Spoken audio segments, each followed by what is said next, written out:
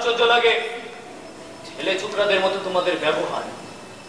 হয়ে গেল বাবুগণ, রমনি নেচে ওঠো নাটের পুতুল। বাবা আগে বলো দাদা, আগে বলো। এখন দেখতেছি তুমিই ঠিক। আহা কি কথা! কান বাহানি শুনবো না ভাই, হুজুরের মানবো না। কান বাহানি শুনবো না ভাই, হুজুরের মানবো না। কান বাহানি শুনবো না ভাই, হুজুরের মানবো না। কান বাহানি শুনবো না ভাই, হুজুরের মানবো না। কান বাহানি শুনবো না ভাই। লোকের কথায় মেটের ভাই পাঠশালা ফেরাবো না। কান বাহানি শুনবো না ভাই, হুজুরের মানবো না। কান বাহানি শুনবো না ভাই, হুজুরের মানবো না। কান বাহানি শুনবো না ভাই। আউল বাউল হাওয়ায় মেতে আত্ম পাগল হবো না। কান বাহানি শুনবো না ভাই, হুজুরের মানবো না। কান বাহানি শুনবো না ভাই, হুজুরের মানবো না। কান বাহানি শুনবো না ভাই, হুজুরের মানবো না। কান বাহানি শুনবো না, হুজুরের মানবো না। কান বাহানি শুনবো না। অর্জুন ভাই, লেখাপড়ার নামে দেখি আজ বড়ই রেগেছো। এ তো রাগের কথা না দাদা, বুঝার কথা। কোন বুঝ? আমরা নিজেদের মতোই বসবাস করে যাবো, নাচবো না অন্যের খেয়ালে। এটা ঠিক কথা। শ্রীরামদাই তো বেঁচে বলতে আসি বাপ দাদা পরদাদা আরো দূর কাল থেকে, কিন্তু নিজের মতে বাঁচার জন্য জানার প্রয়োজন নেই। পুরুষানুক্রমে পাওয়া জ্ঞান আমাদের যথেষ্ট আছে। এই জ্ঞানই যথেষ্ট। এই জ্ঞান অমূল্য মানি, কিন্তু দুনিয়াটা যে ক্রমেই এগিয়ে যাচ্ছে সামনের দিকে। এরম ভাবে বেঁচেছে আদিকালে আমাদের বাপ ঠাকুর দাদা, এরম ভাবে এখনো কি আমরা বাঁচতে পারি? চাইলেও আমাদের সেই যাওয়ার কালে দুনিয়ার চাকাটা বুঝি থেমে যাবে, চলবে ফিরি পিছনের মানে। না না, দুনিয়ার কথাতে তুমি গুলিও না সামলাও দাদা।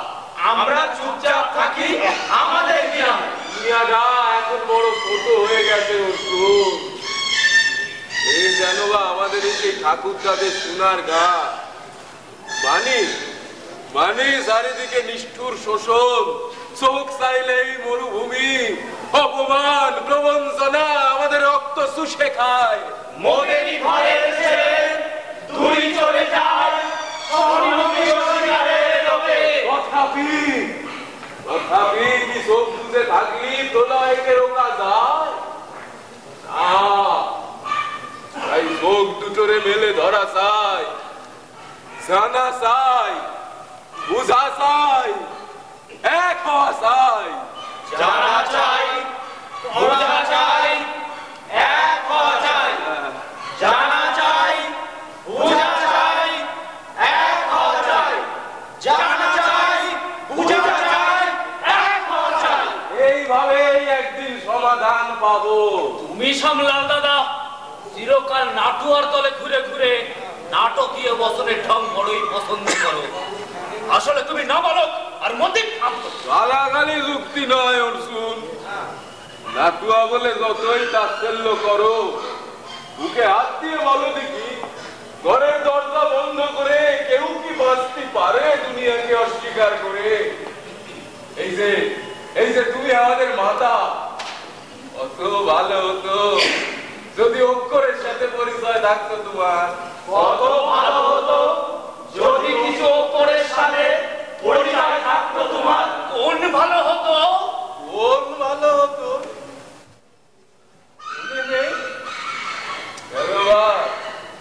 আমার নাতিটা যখন মরো মরো বেদভূমি আশ্রয় তারে জীবনের পাটে তুমি আমি দুই বুড়ো তারে নে যাইনি সদর শহরে। সেখানে হাসপাতালে জ্বরের কাকের মতো এটা সেটা ঘুরি, সবাই ঘুরায় মাথা বলে এটা যাও সেটা যাও।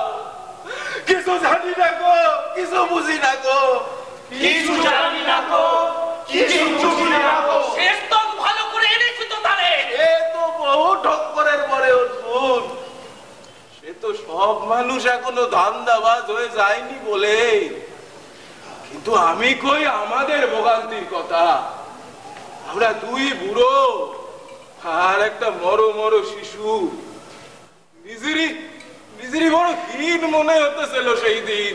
বড় অসহায়, অন্ধ যেন আলোই দেখিনি কোনোদিন। বড় অন্ধকার, অন্ধ যেন আলোই দেখিনি কোনোদিন। তুমি কি ভাবো সেদিন আমার নিদিল ধুলোতে তুচ্ছ পোকামাকড়ের অধম বলে মনে হয়নি কো? এ তো আমি জানি অর্জুন, শুধু যদি লেখাপড়া কিছু, শুধু যদি লেখাপড়া কিছু, তাইলে তো অনেক সহজ হতো সব। তারপর মনে নেই এই যে ডাক্তার দিদি বলেছিল গুড় আর নুনির জল মিশিয়ে খাওয়ালে অবস্থাটা নাকি উরম খারাপ কিছুতেই হতো না। সহজ জ্ঞানের কথা, সাধারণ কথা, সহজ জ্ঞানের কথা, সাধারণ কথা, তাও তো অজানা ছিল। আর সেই অজ্ঞানতায় শিশুটারে নিয়ে গেল ফিরায় মরণের কোলে। এটা একটা ঘটনা মাত্র, একটা সিদ্ধান্ত নিলে ভুল হবে। কিছুতেই ঘটনা মাত্র নয়। কেমন করে বলো পাটকা সরকারের সরকারি কেন্দ্রের চাকরিদের হেনস্থার কথা? গাড়ি করে ওঠে, কথায় কথায় লেখাপড়া জানো না তো, তাই এত বড়। কোন পাটে কি দর, ওজন কি করে হয়, এসব বুঝতে গেলি কালি বলা জল কিছু পেটে পড়া চাই। বড় ন্যায্য কথা, তাই মেনে নিতে হয়, চুপ করে সরিয়ে যেতে হয়। রামলা কয়াল ওরে মস্তানের দল এই অবসরে গড়ে তোলে স্বার্থের ব্যাসাতি। বড় ন্যায্য কথা। বড়ই অদূরের কথা বললে তুমি সাবলাল দাদা। হব কিছু অঙ্ক জানলে এসবের সমাধান হয়ে যাবে। আমলা কয়াল ফোড়ে সবাই যে ব্যাসাতি করেছে, চাষিরাও তার কিছু ভাগ অতঃপর পাবে। তার উপরে মস্তানের রক্ষাবহ নাই, তার উপরে মস্তানের রক্ষাবহ নাই। নিয়মের কঠিন কচাল বুঝি পড়ে গেছে। যে ক্রয় কেন্দ্রে, আরবকার মধু চক্রে, দপ্তরে দপ্তরে, গদিতে গদিতে ক্ষমতার রাজ তখতে চাষিদের, গরিবী যারা খেটে খায় তাদের দাবি, ন্যায্য দাবি উঠালেই সমাধান পাবে। কিন্তু উঠানো চাই। যে খেলা খেলছে ওরা, এ নিয়মে ওদের ঠগাবিরি রাষ্ট্র করা চাই। তাতে নিজেদের মধ্যে ঐক্য বাড়ে, আর সেই ঐক্যই ধামাতি বাড়ে ওদের চাতুরালি। বাড়ে বাড়ে, হয়তো বা বাড়ে। সহজ হিসেব তাই সুজা হবে মেলে ধরা চাই।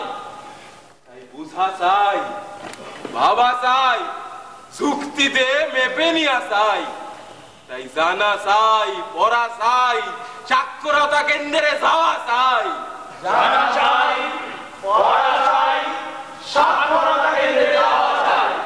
জানা চাই, পড়া চাই, সাক্ষরতা কেন্দ্রে যাওয়া চাই।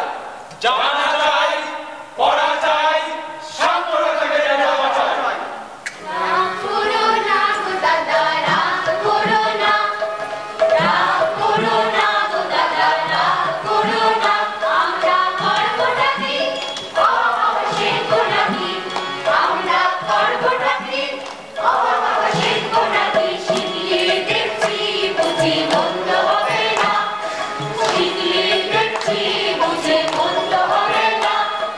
রাম করো না গো দাদা, রাম করো না, রাগ করো না গো দাদা, রাগ করো না। আমাদের মূর্তি দেখে কেউ কেউ কষ্ট পাবে, আমাদের মূর্তি দেখে কেউ কেউ কষ্ট পাবে। তারা পাকে বলে তুমি দুঃখ পেও না, তারা পাকে বলে তুমি দুঃখ পেও না। রাগ করো না গো দাদা, রাগ করো না, রাগ করো না গো দাদা, রাগ করো না। আর এই পড়া এসে ভেঙে দে যাক আমাদের ঘর, ভেঙে দে যাক আমাদের সহজ বিশ্বাস। যারা মানুষ আছে এখনো তাদের দলে মিশে গুঁড়ো করে দে যাক। আমাদের ভাঙা ঘর শূন্য হোক। দাদা কিছুতেই শ্রীকান্তের কথা মানতে পারে না। চুপ করো, করো তোমরা। ওই না আমার তো করবে না। বলতে চাই আমি ওর কথা। তাইলেই ভুলা যাবে